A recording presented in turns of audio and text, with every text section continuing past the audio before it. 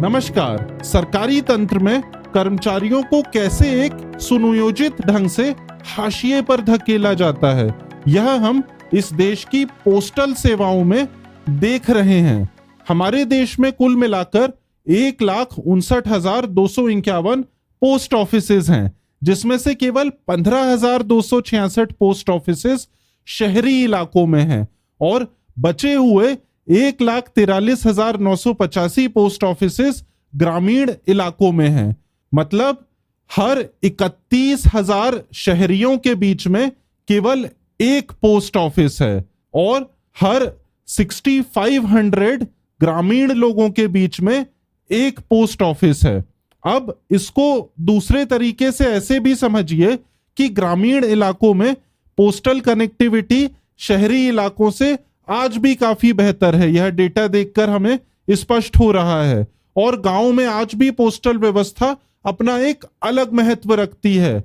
और यहीं पर बात आती है जीडीएस यानी ग्रामीण डाक सेवक की, जिनकी संख्या लाखों में है और यह पोस्टल कर्मचारियों का 55 से 60% तक का हिस्सा है। एक तरीके से यह पोस्टल विभाग की रीढ़ की हड्डी यानी बैकबोन है। और आज हम इन्हीं जीडीएस से संबंधित सर्कल वेलफेयर फंड स्कीम के बारे में बात करेंगे।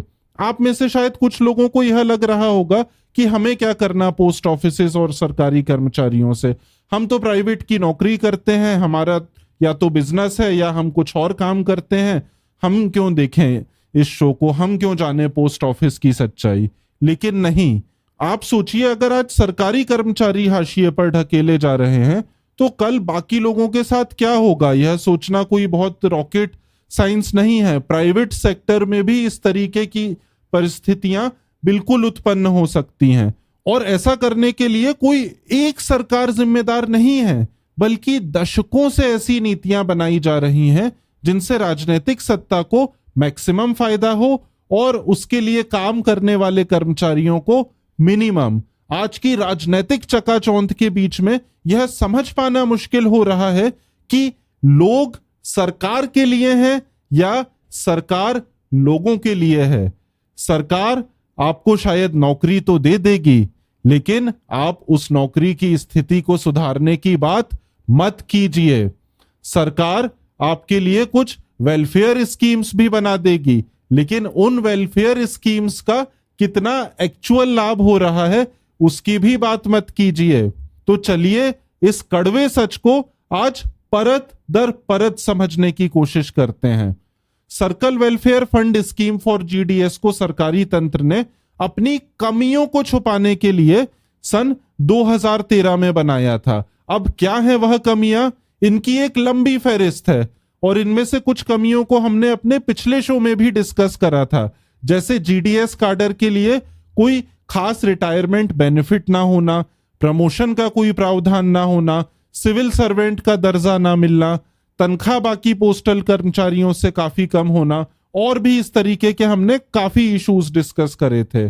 अब हमारे को होस्ट सौरभ, जिन्होंने इस स्कीम को बड़ी बारीकी से पढ़ा है, वह हमें बताएंगे कि इस स्कीम के मुख्य उद्देश्य क्या हैं। जी Suyash, circle welfare and fund scheme for GDS के तथा कथित रूप से 3 मुख्य उद्देश्य हैं। पहला, अलग अलग तरह की फाइनेंशियल ग्रांट जीडीएस को देना, जिसमें जीडीएस की मृत्यु पर फाइनेंशियल असिस्टेंस, दंगों से पीड़ित होने पर राहत, कैंसर, किडनी फेल होने पर या अन्य गंभीर बीमारियों के इलाज के लिए खर्चा देना, बच्चों को स्कॉलरशिप, बाढ़, आग या अन्य प्राकृतिक आपदा पर सहायता राशि देना, यह सब आता है। दूसरा, कम ब्याज वाले लोन देना, जिसके जरिए जीडीएस बाइक, मोपेड, मोटरसाइकिल इत्यादि अपने काम करने के लिए खरीद सकते हैं। और तीसरा, रिटायरमेंट के समय वन टाइम पेमेंट केवल उन ग्रामीण डाक सेवकों को जिन्होंने और किसी तरह से इस वेलफेयर स्कीम का फायदा ना लिया हो। मतलब सुयश, वेलफेयर स्कीम भी नाम की ही है, यहां वेलफेयर भी नाप तोल कर ही किया जाएगा। यह वही बात हो गई कि एक दोस्त ने दूसरे दोस्त से कहा कि मैं तेरे लिए जान तक दे सकता हूं, लेकिन कभी मांगना मत, यानी pure lip service and nothing else. Suyash, वैसे सुनने में तो यह काफी अच्छी स्कीम लग रही है, लेकिन असल में इसमें कितना पैसा सरकार देती है, इस पर आप कुछ रोशनी डाल सकते हैं? जी सौरभ, मैं पोस्टल डिपार्टमेंट की एनुअल रिपोर्ट 2022-23 पढ़ रहा था और उसमें काफी डेटा दिए हुए थे। उसमें से कुछ डेटा को मैंने अपने दर्शकों के लिए निकाला है, जो कि जनवरी 2022 से सितंबर 2022 तक का है। और इससे हमें पता चलेगा कि इस स्कीम में इस टाइम पीरियड में कितना पैसा कितने लोगों को दिया गया है। तो अगर आप स्क्रीन पर देखेंगे, दुर्घटना से मृत्यु होने पर 5 लोगों के लिए 65,000 का अमाउंट दिया गया, मतलब 13,000 रुपए पर बेनिफिशियरी। 223 लोगों को चिकित्सीय सहायता के लिए 43,21,355 रुपए दिए गए, मतलब 19,378 रुपए पर बेनिफिशियरी। 71 लोगों को शैक्षिक छात्रवृत्ति या स्कॉलरशिप मिली, केवल 1,35,100 रुपए की। इसको अगर आप पर बेनिफिशियरी कैलकुलेट करेंगे तो 1,902 रुपए का अमाउंट आएगा। इसी प्रकार से 24 लोगों को लैपटॉप खरीदने के लिए 4,80,000 रुपए, मतलब 20,000 पर बेनिफिशियरी। 17 लोगों को बाइक खरीदने के लिए 3,40,000 रुपए। Again it comes down to 20,000 पर बेनिफिशियरी। अब लास्ट में आप देखेंगे रिटायरमेंट का हेड है, और यहां बहुत ही इंटरेस्टिंग डेटा आपको देखने को मिलेगा। टोटल अमाउंट जो दिया गया है इस टाइम पीरियड में 17,30,000 रुपए, और यह दिया गया है 1,318 लोगों को। मतलब अगर आप प्रति बेनिफिशियरी कैलकुलेट करेंगे ये, तो आप चौंक जाएंगे। रिटायरमेंट का बेनिफिट 1,312 रुपए पर बेनिफिशियरी दिया गया है। मैंने 2-3 बार यह चेक करा, मुझे विश्वास नहीं हो रहा था देख के कि पर बेनिफिशियरी इतना कम पैसा कैसे हो सकता है। अब इसमें हो सकता है कुछ लोगों को कम पैसे मिले हों, कुछ लोगों को ज्यादा मिले हों, बट हम तो एक एवरेज की बात कर रहे हैं। और इसी एवरेज की बात करने में अगर हम देखेंगे तो इस पूरी वेलफेयर फंड स्कीम में इस टाइम पीरियड में 2,765 लोगों को बेनिफिट दिया गया, जिसकी कुल राशि थी 1,87,37,354, मतलब 6,776 रुपए प्रति बेनिफिशियरी। अब यहां पे एक कैच है जो मैं आपको बताना चाहूंगा। आप देख रहे होंगे 6,776 रुपए पर पर्सन लिखा हुआ है मैंने, मतलब यह जितने बेनिफिशियरीज थे 2,765, उनका एवरेज अमाउंट कितना निकल रहा है। लेकिन इसके अंदर की अगर आपको सच्चाई समझनी है तो हमें देखना पड़ेगा कि हमारे देश में कितने जीडीएस एम्प्लॉइज हैं। सरकारी डेटा के अनुसार 2,36,613 हैं। अब आप 1,87,37,354 को डिवाइड करेंगे अगर 2,36,613 से, तो आप पाएंगे कि यह 80 रुपए भी नहीं आता है। मतलब पर जीडीएस एम्प्लॉय 80 रुपए का इन्वेस्टमेंट भी नहीं कर रही है सरकार वेलफेयर स्कीम के नाम पर। तो ये एक विभत्स सच मुझे लगता है इस स्कीम का। इसके बारे में आपका क्या सोचना है Saurabh? What is your opinion about it? जी, इस पे मैं क्या ओपिनियन बताऊं, जो आपने आखिरी में ही ये राज खोल दिया। आंकड़ों में थोड़ा लेफ्ट राइट हो सकता है, परंतु आपने जो ये निकाला है कि 79 रुपीज पर जीडीएस एम्प्लॉय ही इन्वेस्ट किया जा रहा है इस स्कीम में, तो ये तो बहुत बड़ा धोखा है जीडीएस एम्प्लॉयज के साथ कि आपने एक तो उनको रिटायरमेंट बेनिफिट्स दिए नहीं, उनको आप सेंट्रल गवर्नमेंट एम्प्लॉयज के बाकी फायदे देते नहीं हो। आप सीजीएचएस को जो मिलती है मेडिकल फैसिलिटीज या चिकित्सीय सहायता, वो सेंट्रल गवर्नमेंट एम्प्लॉयज को मिलती है, वो आप इनको दे नहीं रहे। वो इनको देते तो फिर भी कुछ फायदा होता, उसमें एक्स्ट्रा इंफ्रास्ट्रक्चर की भी जरूरत नहीं है। डॉक्टर्स फिक्स्ड हैं, आपके क्लिनिक्स फिक्स्ड हैं, और जहां भी जाते हैं सेंटर्स, तो ये जिनको भी जरूरत पड़ती है वो जाके वहां पे अपना चिकित्सा लेते हैं, और सरकार उसी में इनको एडजस्ट कर सकती थी। इसमें बहुत ज्यादा फाइनेंशियल बर्डन भी नहीं आना चाहिए, परंतु ये भी नहीं किया गया है। ये एक छोटी सी स्कीम पकड़ा दी है, 80 रुपए की। 80 रुपए इन्वेस्ट कर रहे हैं एक एम्प्लॉय पे, जीडीएस एम्प्लॉय पे, और 80 रुपए होते क्या है? आप 80 रुपए जेब में लेके निकले तो 1 महीने पहले 1 किलो टमाटर तक आप नहीं ला सकते थे। और मैं कई बार प्राइवेट कंपनीज पे कुरियर करने जाता हूं तो 80 रुपए तो मिनिमम होता है, उससे कम में कहाँ वो बेचते हैं कुरियर, सिटी के बाहर जा रहा होता है। तो ये तो हालत कर रखी है सरकार ने इनकी। तो इसमें कुछ ना कुछ हमें सुधार तो करना ही चाहिए। आप इसमें एक और चीज़ है, जैसे आप मेडिकल बेनिफिट में आप दिखा रहे हो कि आप उनको सहायता दे रहे हो, आर्थिक सहायता दे रहे हो, लेकिन आप मेडिकल लीव तो उनको देते नहीं हो, उनका टारगेट तो आप कम करते नहीं हो। तो ये भी बहुत बड़ा डबल स्टैंडर्ड्स है जो मेरे हिसाब से। अब इसी में मैं आपसे ये सवाल पूछना चाहूँगा कि क्या ये स्कीम बस एक मुखौटा है जो एक ऑल्टरनेटिव की तरह दिखा दिया जा रहा है, बजाय रेगुलर रिटायरमेंट बेनिफिट्स के जो जीडीएस को मिल सकते हैं उसके बजाय दिखा दिया गया है कि ये एक स्कीम तो हम दे रहे हैं कम से कम। जी सौरभ, आपने बहुत ही अच्छा टर्म यूज करा है कि यह एक मुखौटा है। और यह मुखौटा क्या है, मुखौटे का काम क्या होता है? कवर करना चेहरे को। तो यह मुखौटा किस चीज को कवर करना चाह रहा है, हमें पहले यह समझना पड़ेगा।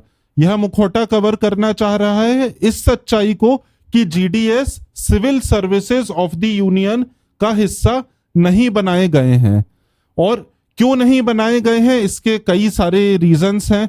सरकार चाहती ही नहीं है कि इतने सारे एम्प्लॉयज को वो बेनिफिट्स दे, और क्लियरली एक सोची समझी साजिश लगती है जिससे कि इन लोगों को मार्जिनलाइज करके इनको किसी भी प्रकार के कोई बेनिफिट्स ना दिए जाएं और काम इनसे पूरा कराया जाए।